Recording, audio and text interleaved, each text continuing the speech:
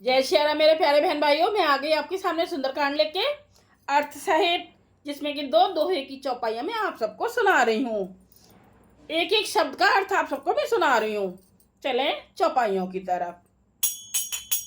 चलते मोए चूड़ामन दीनी, रघुपति हृदय लाई सोयलीनी। नाथ जुगली लोचन भरे बारी, बचन कहे कछु जनकी कुमारी। चलते समय उन्होंने मुझे चूड़ामणि उतार कर दी। श्री रघुनाथ जी ने उसे लेकर हृदय से लगा लिया। हनुमान जी ने फिर कहा, हे नाथ, दोनों नेत्रों में जल भरकर जानकी जी ने मुझसे कुछ वचन कहे। अनुज समेत गए प्रभु चरना, दीन बंधु प्रण तारती हरिना। मन क्रम बचन चरने अनुरागी, के अपराध नाथ हो त्यागी। छोटे भाई समेत प्रभु के चरण पकड़ना और कहना कि आप दीन बंधु हैं, शरणागत के दुखों को हरने वाले हैं, और मैं मन वचन और कर्म से आपके चरणों की अनुरागिणी हूँ। फिर स्वामी, आपने मुझे किस अपराध से त्याग दिया? अब गुण एक मोरे में माना, बिछुरत प्राण न कीन पयाना। नाथ सुनैनन को अपराध, निसरत प्राण करई हट बाधा। हाँ, एक दोष में अपना अवश्य मानती हूँ। हनुमान जी बता रहे हैं श्री रामचंद्र जी को कि सीता जी ने ऐसे बोला है। और फिर, हाँ, मैं अपना दोष मानती हूँ कि आपका वियोग होते ही मेरे प्राण नहीं चले गए।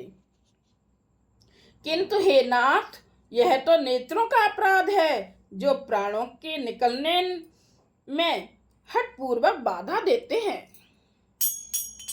बिरहे अग्न तनु तूल समीरा, श्वास जरई तन माए शरीरा।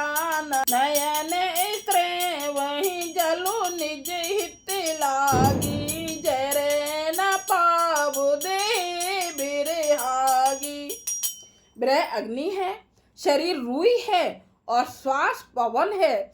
इस प्रकार अग्नि पवन का संयोग होने से यह शरीर क्षण मात्र में जल सकता है, परंतु नेत्र अपने हित के लिए, प्रभु का स्वरूप देखकर सुखी होने के लिए जल आंसू बरसाते हैं, जिससे विरह की आग से भी देह जलने नहीं पाती। सीता के अति विपत विशाला, बिनहि कहे भले दीन दयाला।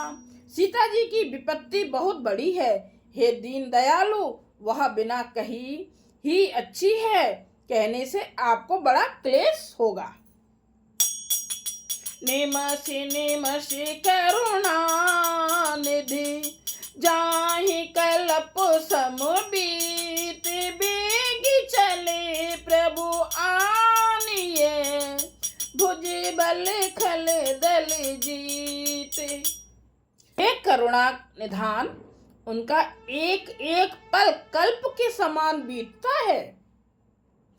अतः हे प्रभु, तुरंत चलिए और अपनी भुजाओं के बल से दुष्टों के दल को जीत कर सीता जी को ले आइए। सुने सीता दुख प्रभु सुख अयना, भर आए जल राजीव नयना। बचन काए मन मम गति जाही, सपने बूझिए विपत्ति की ताही। सीता जी का दुख सुनकर सुख के धाम प्रभु के कमल नेत्रों में जल भर आया, यानी कि श्री रामचंद्र जी के नेत्रों में, आंखों में जल भर आया, और वे बोले, मन वचन और शरीर से जिसे मेरी ही गति यानी कि मेरा ही आश्रय है, उसे क्या स्वप्न में भी विपत्ति हो सकती है। के हनुमंत विपत्ति प्रभु सोईत, जब तब सुमिरन भजन न होई। वो कीर्ति की बात प्रभु जात धा, कीर्ति की बात प्रभु जात धान की, रूप ही जीत आन भी जान की। हनुमान जी ने कहा, हे प्रभु, विपत्ति तो वही तभी है जब आपका भजन स्मरण ना हो। हे प्रभु, राक्षसों की बात ही कितनी है, आप शत्रु को जीत कर जानकी जी को ले आवेंगे। सोने कपि तो ही समान उपकारी, नहीं को सुर नर मुनि तनु धारी। प्रति उपकार करो का तोरा, सन्मुख होई न सकते मन मोरा। भगवान कहने लगे, हे हनुमान सुनो, तेरे समान मेरा उपकारी देवता, मनुष्य अथवा मुनि कोई भी शरीर धारी नहीं है। मैं तेरा प्रत्युपकार बदले में उपकार तो क्या करूं, मेरा मन भी तेरे सामने नहीं हो सकता। सुने सुते तो है उड़ने में नाही, देखो कर विचारे मन माही। पुने पुने कपहि चितब सुर त्राता, लोचन नीर पुलकियत गाता।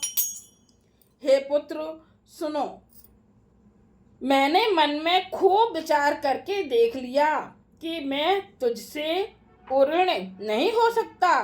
देवताओं के रक्षक प्रभु बार बार हनुमान जी को देख रहे हैं।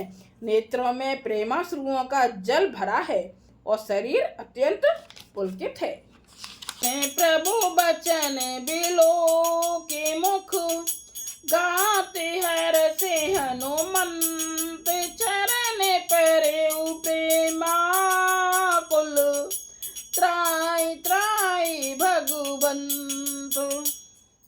प्रभु के वचन सुनकर और उनके प्रसन्न मुख तथा पुलकित अंगों को देखकर हनुमान जी हर्षित हो गए और प्रेम में विकल होकर, हे भगवान मेरी रक्षा करो कहते हुए श्री राम जी के चरणों में गिर पड़े।